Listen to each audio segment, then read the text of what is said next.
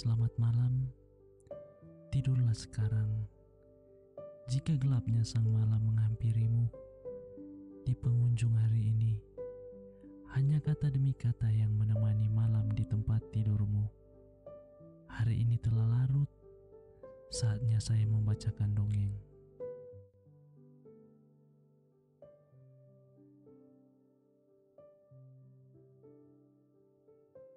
Dongeng yang pertama, Si Panjang. Kompeni Belanda pada abad ke-18 di Batavia merasa menghadapi masalah besar. Hambatan itu datang dari kalangan pedagang. Pelopornya adalah para tauke. Saingan ini memang amat licin karena para tauke dan organisasinya begitu terpadu. Sampai ke pelosok-pelosok, mereka punya jaringan yang rapi dan tidak kentara. Terutama dalam bidang perdagangan. Kalau harga yang satu naik, harga yang lain ikut naik. Tidak ada yang berbeda. Begitu juga dengan barang-barang, mana yang harus muncul dan mana yang pula tidak dikeluarkan. Semua demi keuntungan para tauke. Dengan alasan untuk kebugaran jasmani, para pedagang dan warga warung kelontong di beberapa kampung Batavia sepakat untuk mendatangkan guru silat dari seberang laut. Mereka mengadakan latihan tersembunyi. Biasanya malam hari, kalau patroli kompeni datang, mereka berpura-pura latihan barongsai karena perayaan besar hampir tiba. Mereka nanti akan mengarang liong-liong besar dan panjang kelilingi kota Batavia sambil membakar kembang api sehari semalam. Pokoknya pesta besar.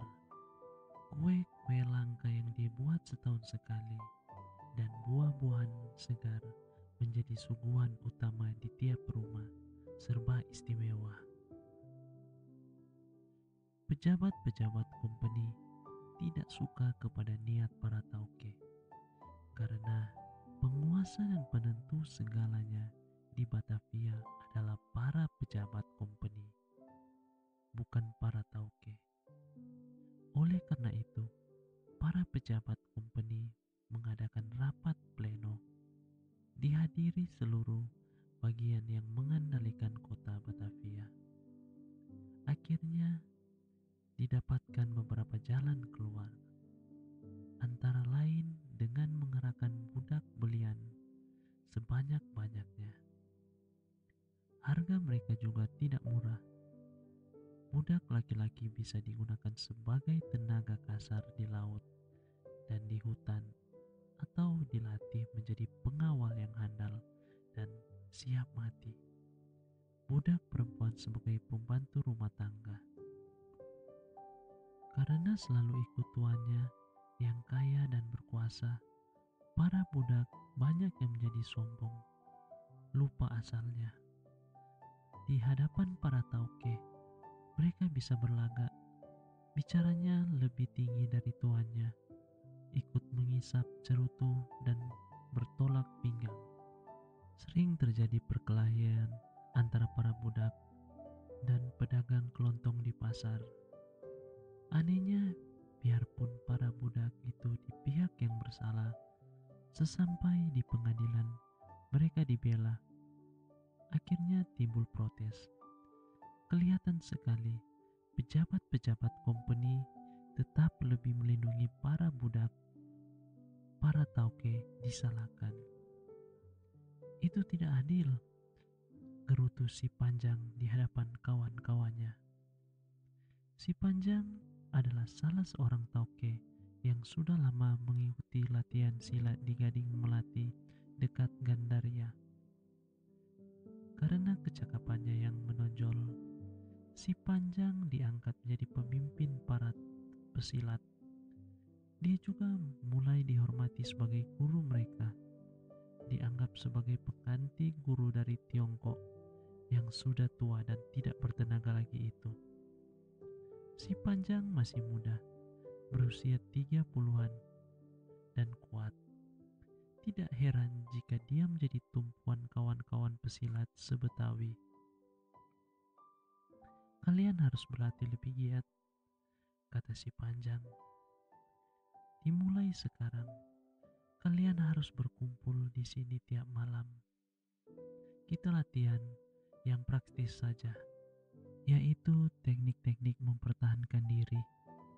Kita juga perlu memperdalam penyerangan dengan tenaga kosong.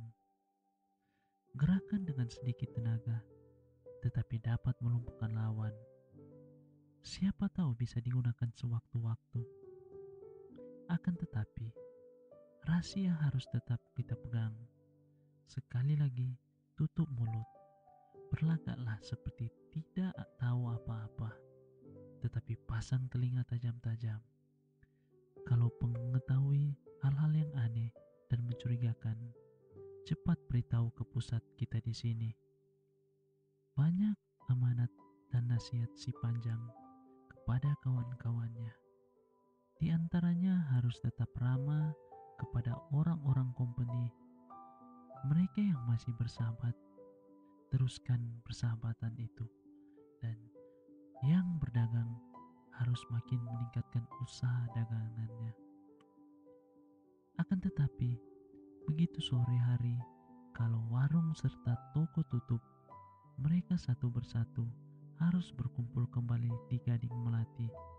Mereka membawa sumbangan makanan dan minuman, serta bahan makanan pokok yang bisa disimpan untuk kepentingan perkumpulan silat. Mereka yang memiliki junjung di pelabuhan Batavia juga diberi tugas untuk menyediakan satu jung khusus. Siapa tahu dapat digunakan sewaktu-waktu dalam keadaan darurat. Penguasa Batavia pada waktu itu, Gubernur Jenderal Baron van Imhoff. Dari laporan para penyelidik, dia langsung bisa membaca gelagat aneh dalam kota pemerintahannya. Dia menyebarkan agen-agennya ke daerah sasaran. Di antara agen-agennya itu, ada yang bernama Liu Chu. Dari Liu Chu dikenal bahwa pengikut si Panjang makin banyak.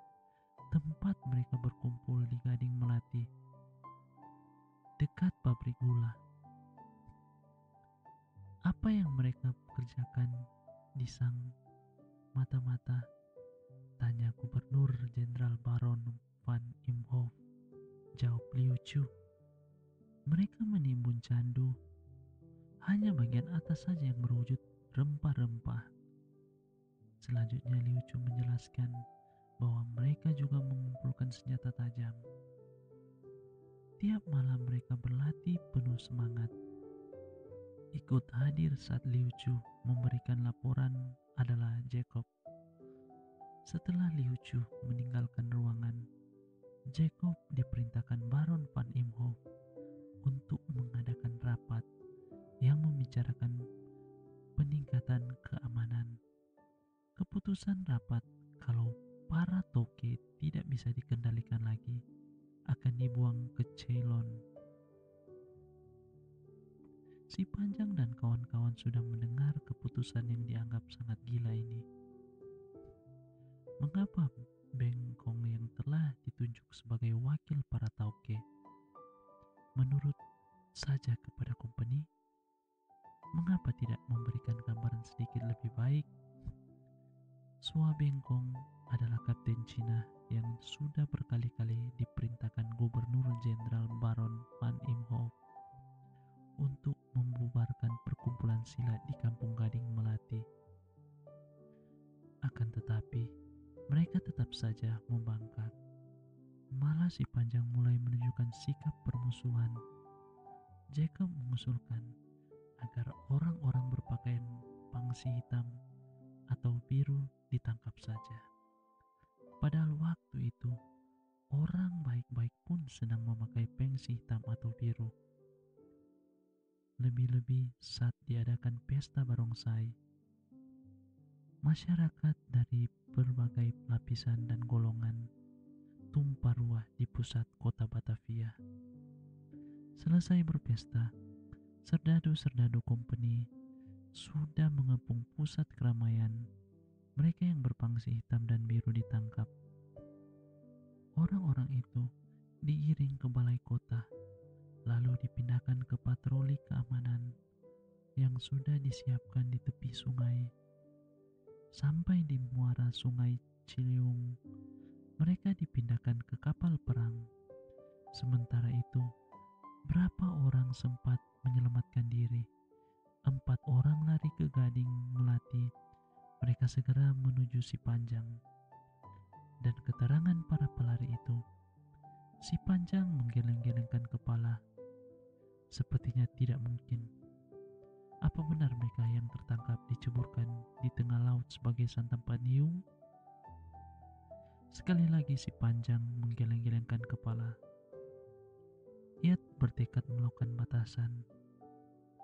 Kemudian dia mengarahkan anak buahnya yang sudah terlatih dalam persilat dan para pelaut perantauan. Temannya dalam menyelundupkan candu. Beberapa puluh senjata bisa dimiliki. Tidak sedikit serdadu company yang berjatuhan kena peluru dari pendukung-pendukung Sipanjang. Akan tetapi, Baron van Imhoff mengirimkan serdadu lebih banyak lagi. Akhirnya, kekuatan Sipanjang tidak seimbang. Ketangkasan bersilat saja tidak akan mampu menghadapi pasukan bersenjata yang terlatih. Anak buah Sipanjang kocar-kacir. Sementara itu, serdadu-serdadu company semakin ganas. Sipanjang dan gerombolannya mengundurkan diri sampai ke peninggalan. Di sini Sipanjang kena peluru dan tewas. Gubernur Jenderal Baron van Imhoff tidak melupakan jasa Liu Chu yang bertindak sebagai mata-mata selama pemerintahannya. Dia menaikkan gaji Liu Chu mencapai 80 dukat setiap bulan dan memberi hadiah-hadiah lainnya. Tentu saja disertai kenaikan pangkat. Dongeng berikutnya, Datu Kalaka. Menurut cerita orang tua-tua, beberapa abad yang lalu, di suatu kampung tinggallah seorang lelaki bernama Datu Kalaka. Ia amat disegani dan dihormati orang-orang di kampung itu karena ia menjadi pemimpin masyarakat di sana.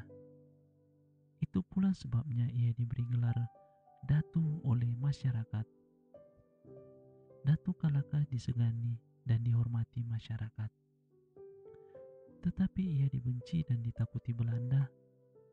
Ia sangat menentang Belanda dan pemimpin perlawanan yang banyak meminta korban di pihak Belanda. Anehnya, walaupun pernah berkali-kali terkepung pasukan Belanda, Datu Kalaka selalu dapat meloloskan diri. Tersebar berita di masyarakat, khususnya di kalangan orang Belanda, bahwa Datu Kalaka mempunyai kesaktian menghilangkan diri. Walaupun orang biasa dapat melihat, orang Belanda tidak dapat mampu melihat. Hal itu membuat penasaran pihak Belanda. Dengan segala tipu daya, mereka berusaha menangkap Datu Kalaka. Mereka menjanjikan hadiah besar bagi siapa saja yang mampu menyerahkan Datu Kalaka, hidup maupun mati, kepada pihak Belanda. Oleh karena itu, Datu Kalaka selalu pindah tempat tinggal untuk menghindari diri dari Belanda. Jadi, jika Belanda berusaha mencarinya di kampung, pasti sia-sia. Akan tetapi, pada waktu-waktu tertentu, ia kembali ke rumah berkumpul dengan keluarga dan masyarakat sekitar. Karena sudah cukup lama Belanda tidak pernah datang ke kampungnya, Datu Kalaka merasa aman dan tidak perlu pindah tempat tinggal. Ia menetap di kampung sambil mengerjakan ladang dan kebun, serta memimpin masyarakat. Pada suatu hari, ketika Datu Kalaka sedang bersantai di rumah, ada orang datang memberitahu bahwa pasukan Belanda memasuki kampung. Tentu mereka akan menangkap Datuk Kalaka. Sebagai seorang datuk, Datuk Kalaka tidak mau menunjukkan kekhawatirannya di hadapan orang lain. Ia juga tidak ingin menyelamatkan diri sendiri jika masyarakat menjadi korban karenanya. Oleh karena itu, ia menyuruh penduduk menyelamatkan diri. Setelah itu, ia memikirkan cara untuk meloloskan diri. Sayangnya, tempat tinggalnya sudah dikepung Belanda. Tidak mungkin lagi ia lepas dari sergapan. Jika sampai tertangkap, ia tidak dapat membayangkan hukuman apa yang akan diterimanya. Mungkin ia akan disiksa, dikurung, bahkan dibunuh. Jika ia melawan berarti bunuh diri. Datuk Kalaka tidak ingin ditangkap dan tidak mau mati konyol. Ia berpikir cepat dan memutuskan sambil jalan nekat yang tidak masuk akal. Jika jalan yang ditempuh itu meleset, nyawa taruhannya. Ketika pasukan Belanda memasuki kampung, mereka amat penasaran karena kampung sepi, rumah-rumah kosong. Belanda marah dan melampiaskan kemarahan mereka dengan menghancurkan kampung itu. Mereka terpencar dan memeriksa segenap pelosok kampung. Mereka kaget ketika tiba-tiba melihat suatu pemandangan aneh, tapi nyata di suatu lorong. Sebuah ayunan raksasa kedua sisi kain panjang yang dijadikan ayunan itu diikat wilatung, ditautkan ke puncak betung yang ada di kiri kanan lorong itu. Mereka amat terkejut ketika menengok ke dalam ayunan yang berada di tengah-tengah lorong. Di dalam ayunan itu terbaring dengan tenangnya seorang bayi raksasa sebesar ayunan. Bayi itu menatap serdadu Belanda yang berdiri di sekeliling ayunan. Kemudian ia memejamkan mata. Ukuran bayi itu lebih besar dan panjang daripada ukuran orang dewasa yang normal. Seluruh tubuhnya ditumbuhi bulu, bahkan berkumis dan bercabang lebat. Seluruh anggota pasukan Belanda gemetar ketakutan. Jika bayinya saja sebesar itu, apalagi orang tuanya. Pasukan Belanda pun hilang keberaniannya. Mereka segera meninggalkan bayi raksasa dan kampung yang telah kosong itu untuk kembali ke markas. Bayi raksasa itu ternyata Datuk Kalaka. Sebelum pasukan Belanda datang, ia sempat membuat ayunan. Kemudian ia berbaring di dalam ayunan itu dan berlaku seperti bayi. Di Kabupaten Hulu Sungai Tengah Provinsi Kalimantan Selatan, sekarang masih ada sebuah desa bernama Mak Kalaka. Konon nama itu diambil dari nama Datuk Kalaka. Di sana juga ada sebuah makam menurut orang-orang tua. Makam itu makam Datuk Kalaka. Makam itu luar biasa besarnya. Jarak antara nisan yang satu dengan nisan lainnya kucang lebih 2 meter. Orang percaya bahwa tubuh Datuk Kalaka itu tinggi besar. Lebar dadanya kurang lebih 7 kilan.